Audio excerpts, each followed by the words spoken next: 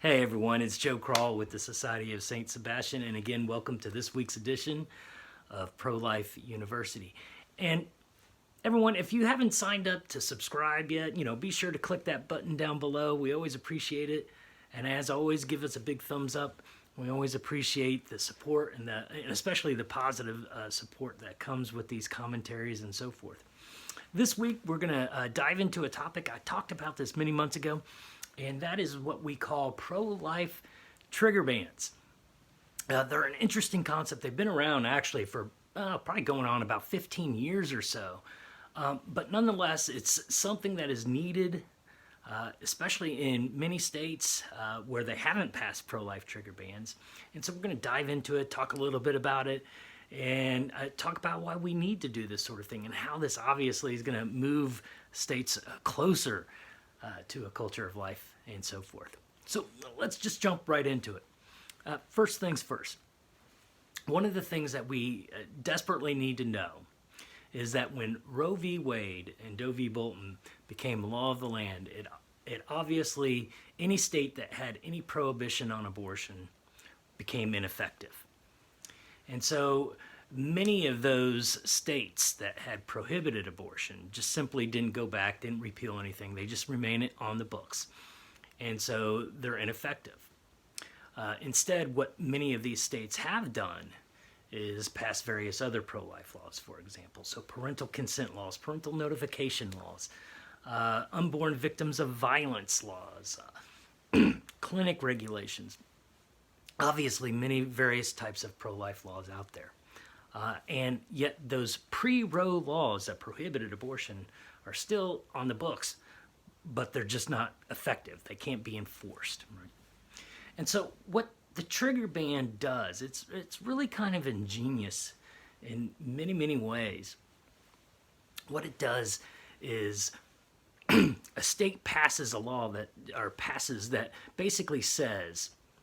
bill that basically says that when the U.S. Supreme Court decides, or if they were to decide, to kick abortion back to the states, so that would effectively overturn Roe in a way, right? But if they were to kick the abortion issue back to the states, and it had to be decided state to state, that this law would automatically trigger, and it would become automatically effective as soon as that decision was handed down, and abortion would become illegal in that state. Now, the question is why? Why do we need to do this sort of thing? A lot of people will say, well, why just can't they enforce those old pre-Roe laws immediately? Well, here's kind of the big problem.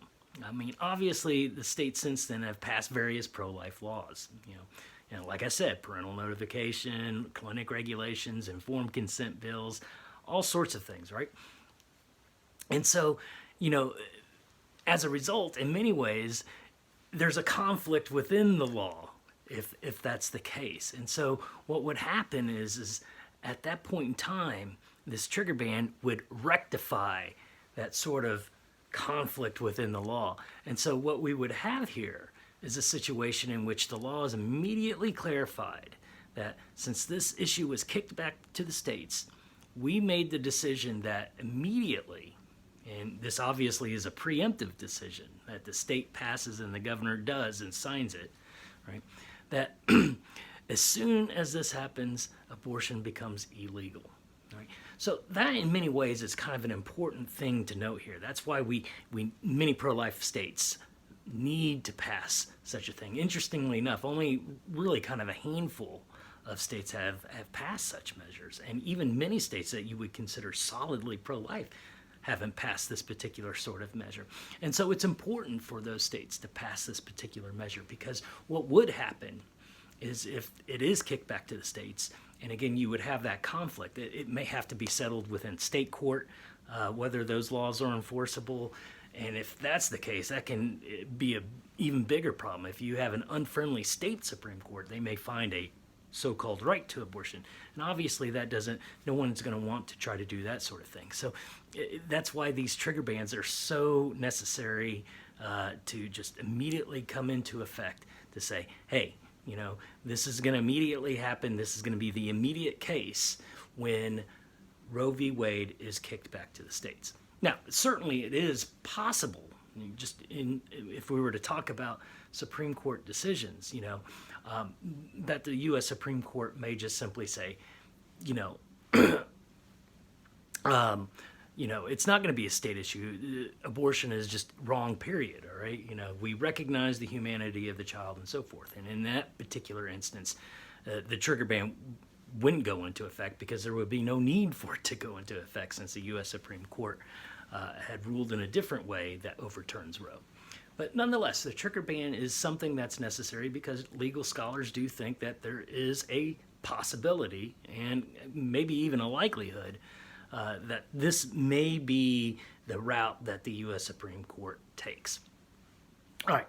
Now, there are some things that are out there right now, and certainly people might be asking, well, why don't we just pass a law, for example, that just completely abolishes abortion? Or let's just, pass a law, what about the heartbeat bill and so forth and so on. One of the things that we fundamentally need to know when it comes to abortion law is simply this, that any sort of pro-life law has the potential of overturning Roe v. Wade if it winds its way up to the U.S. Supreme Court. So it doesn't matter if it's a parental consent law, an unborn victims of violence law, even a clinic regulation. I mean, there were people wondering, for example, this recent Louisiana case, the June v. Russo decision, which was handed down just last month, if that was going to overturn Roe.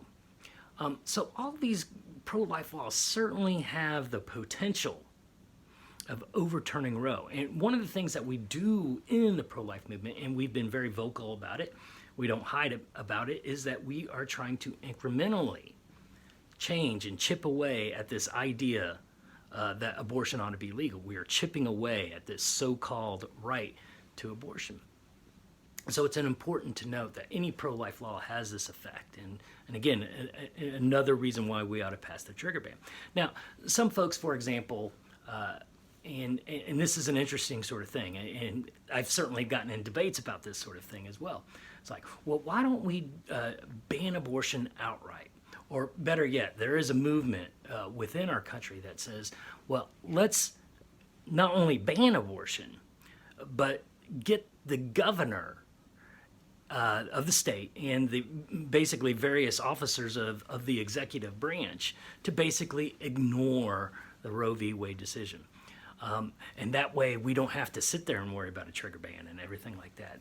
On the surface, that might sound good, but there are several problems with that sort of approach. One of the things that we need to realize, at least ethically speaking, is that you're asking these elected officials, these executive branch officials and legislators to basically literally ignore portions of the U.S. Constitution.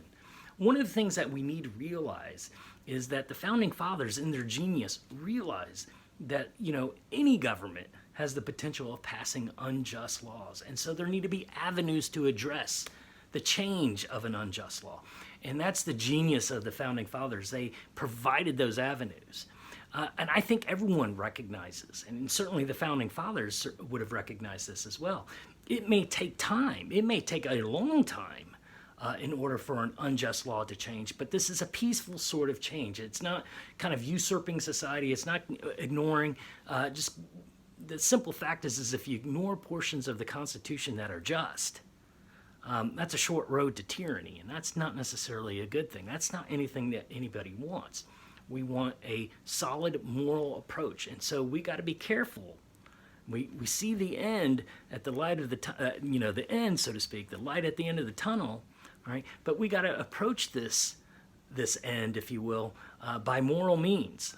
Right? We just can't just simply do whatever we want. We can't ignore just laws in order to change an unjust law. It just doesn't happen that way. That is not certainly ethical, and certainly from a Christian perspective, it's not very Christian either. Because law is meant to help guide you to virtue and so forth. So it's just one of these things to consider. I think probably the best approach when it comes to this sort of topic one, abolishing abortion is that, one, any pro-life law can do this. But two, I think it's absolutely necessary for us to pass a trigger ban in the various states that don't have them.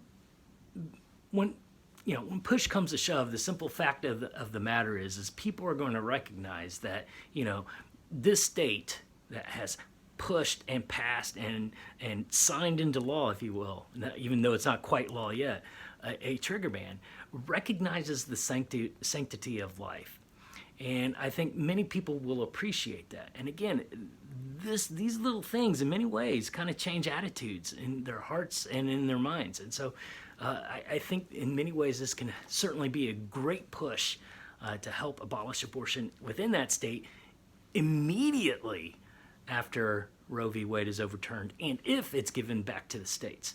So this is an important sort of step that we as pro-lifers really need to fundamentally start trying to push for. And so if your state certainly hasn't or doesn't have a trigger ban, so to speak, then maybe you should really urge legislators, urge any pro-life groups in your state to try pushing for one. I think it's important. In many ways, we're beginning to see that many states are ready to push this sort of legislative initiative. Well, again, guys, I hope you liked this video. Appreciate everything. Again, give us a big thumbs up. Press that subscribe button. We appreciate everything. And I hope everyone has a wonderful weekend, and God bless.